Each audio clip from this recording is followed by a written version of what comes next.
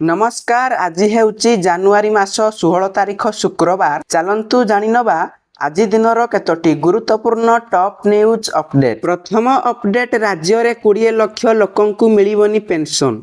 सरकार लगाइले रोक। 20 लाख रु अधिक पेंशन हिताधिकारी को एक बड़ झटका लागिछि। सरकार पेंशन उपरे स्थगितता लागू करिसंती, जहा समस्तंकु चिंतारे पकाइछि। राजस्थान रे 71 लाख रु अधिक पेंशन हिताधिकारी अछंती। सेमानंक मध्यरु 20 लाख रु अधिक ए पर्यंत सेमानंकर भेरिफिकेशन कराई नाहंती। विभाग एही व्यक्ति मानंक विरुद्ध रे कार्यानुष्ठान ग्रहण करिछि। जेतेबेले भेरिफिकेशन शेष होइनी तो सरकार सेमानंकर सबु पेंशन बंद करि दैछंती। परवर्ती खबर एणिकी आउ इंग्राजी चलिबोनी। ओडिया रे हेबो सबु सरकारी काम। सरकारी कार्यालय रे ओडिया हेबो बाध्यतामूलक। एही नियम ब्लॉक, जिला एवं राज्य स्तरीय सरकारी ऑफिस रे कड़ाकड़ी लागू हेबो।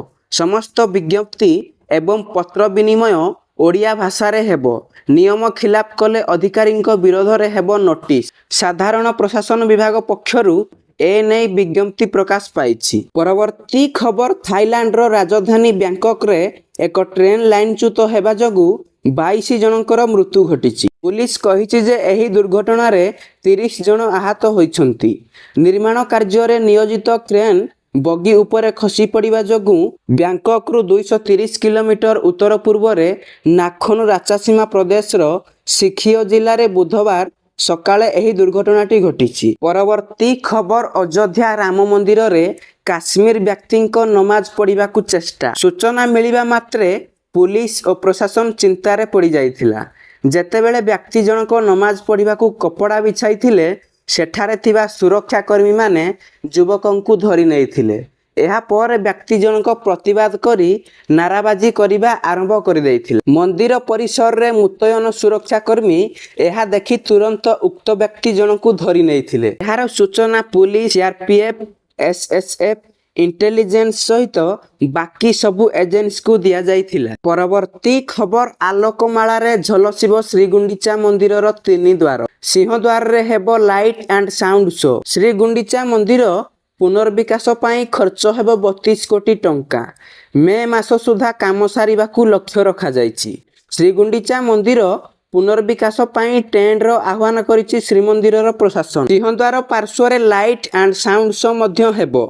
बाहर बेढ़ार पूर्व, उत्तर, दक्षिण पार्श्व रे उन्नतीकरण करा जिवो एवं एही काम आसंता मे मास मध्य शेष करा जिवो। परवर्ती खबर, ओडिशा को घारिलानी भाइरस रो भय। माड़ी आसुची आउ एक भाइरस। सोमवार पश्चिमबंगर भाइरस रिसर्च डायग्नोस्टिक लैबोरेटरी रे निपा भाइरस चिन्हट हेबा परे एबे ओडिशा को भय घारिछि।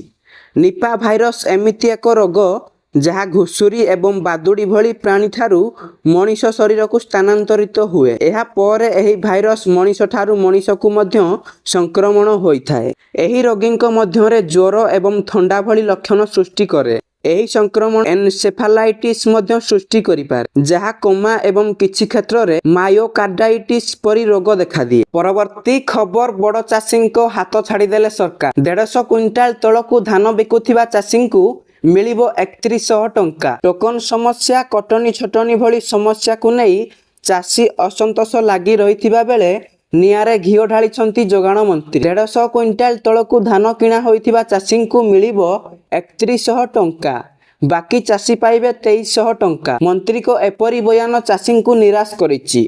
धान किणारे अव्यवस्था को नहीं आरंभ होइछि राजनीति। परवर्ती खबर, आज केन्दुझर धरणीधर विश्वविद्यालय पड़िया ठारे आयोजित कार्यक्रम रे जिला पाई 1900 कोटी ऊर्ध्व 71 प्रकल्पर शुभ उद्घाटन और भित्तिप्रस्तर स्थापन करिसंती मुख्यमंत्री मोहन चरण माझी। आज समुदाय 1708 कोटी टंका मूल्यर 35 प्रकल्पर शिलान्यास करागला। प्राय 194 कोटी टंकार प्रकल्पर लोकार्पण करागला। एथिरे केन्दुझर स्कूल, हॉस्टेल, जलसेचन, पार्किंग जोन, रास्ता निर्माण, पोखरी उन्नतीकरण, पर्यटन प्रकल्प, लाइब्रेरी, कैरियर काउंसेलिंग सेंटर, प्राथमिक स्वास्थ्य केंद्र एवं अंगनवाड़ी बिल्डिंग इत्यादि रहिछि।